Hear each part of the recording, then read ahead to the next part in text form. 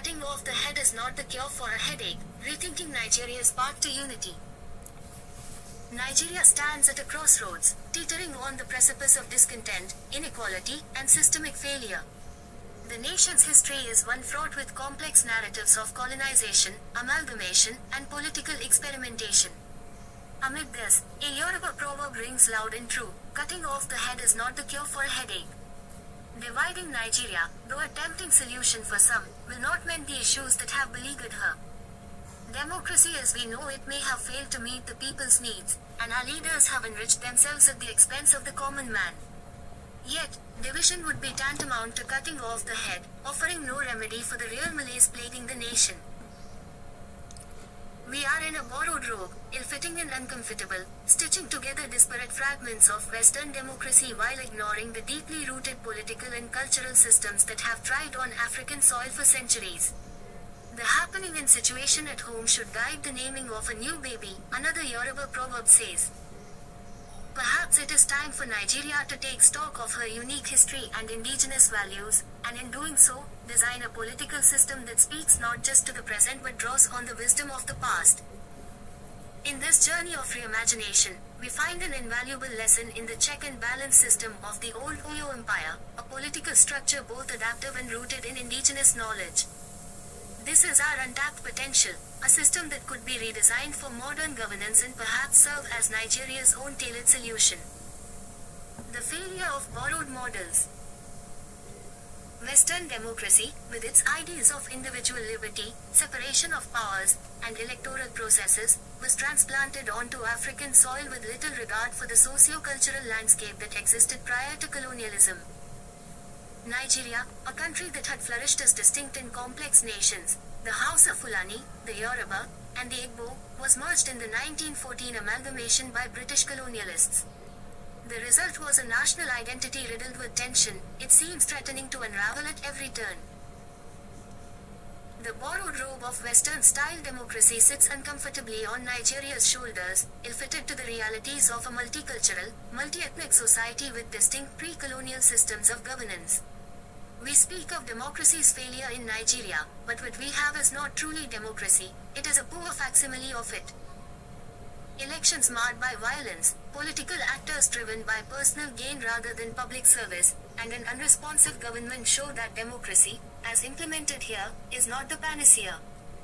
It is a structure imposed without taking into account the very real differences in culture, tradition, and governance models that once served this land so well. It is akin to planting an exotic seed in foreign soil, expecting it to bloom as it did in its native environment. But the soil in Nigeria is different. It is rich with history, with the traditions of kings, councils, and systems of checks and balances that governed societies for centuries before colonialism arrived. These indigenous systems were far from perfect, but they were inherently more attuned to the people they governed. The political wisdom of the old Oyo Empire. To craft a new political model for Nigeria, we need not look far beyond our borders. The old Oyo Empire provides a prime example of a system rooted in indigenous values that successfully balanced power. In its heyday, the Oyo Empire was one of the most powerful and stable political entities in West Africa. It was ruled by an Alafin king, yet the king was not an autocrat. His power was checked by the Oyo Messi, a council of nobles who acted as kingmakers, advisors, and, if necessary, kingbreakers. This system of governance was ingenious in its simplicity yet sophisticated in its execution. The Oyo Messi could depose the king if he became tyrannical or incompetent, but they themselves were not above scrutiny. The Ogboni, a secretive council of elders, had the spiritual authority to check the Oyo Messi. These layers of accountability ensured that power never concentrated in the hands of one individual or one body. It was a governance system deeply rooted in communal well-being, with an understanding that leadership was a service, not a privilege. How different this is from the political realities we face in Nigeria today, where the political elite operates as though the state is their personal estate, where elections are little more than spectacles of coercion, and where accountability is a concept alien to the corridors of power. The old Oyo Empire offers us a model where leadership was collective, where power was shared, and where governance was shaped by the needs of the people, not the greed of the few. reimagining Nigeria's political system. To envision a future for Nigeria that works, we must be bold enough to reject the idea that democracy, in its Western form, is the only viable option. Instead, we can draw inspiration from the successful governance models that flourished in Africa before colonialism, adapting them to the modern age. Just as the Yoruba proverb suggests, the name we give our new political system should reflect the realities and aspirations of the people who live here. One of the first steps is to restructure Nigeria's federal system. The current arrangement is a top-heavy system where power is overly concentrated at the center, with the federal government controlling most of the country's resources. This centralization of power has bred corruption, inefficiency, and a lack of responsiveness to the diverse needs of Nigeria's regions. A more decentralized system, where power and resources are shared equitably between the center and the regions, would allow for more tailored governance. Local communities could take more responsibility for their own development, much like the provinces in the Oyo Empire, which enjoyed a degree of autonomy while remaining part of the greater whole. Moreover, we can design a system of checks and balances that mirrors the Oyo model. In Nigeria's case, this could mean creating stronger institutions to hold politicians accountable, not just during elections but throughout their tenure. Imagine a political system where local councils, traditional institutions, and civil society organizations are empowered to act as checks on the executive, ensuring that leaders remain responsive to the needs of the people. At the same time, we must confront the question of leadership. In pre-colonial African societies, leadership was often a collective endeavor, with decisions made through consensus in councils.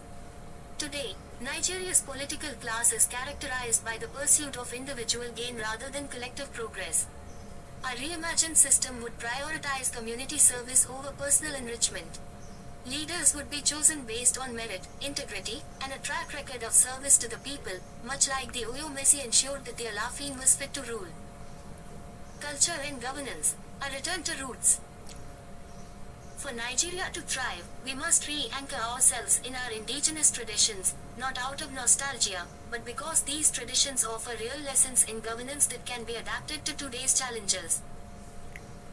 The Yoruba system of checks and balances, the Hausa Fulani Emirate system, and the Igbo practice of consensus building through councils all show that indigenous African governance systems had mechanisms for accountability, representation, and the promotion of the common good. They were not without their flaws, but they offer a rich repository of ideas that can be refined for the modern era.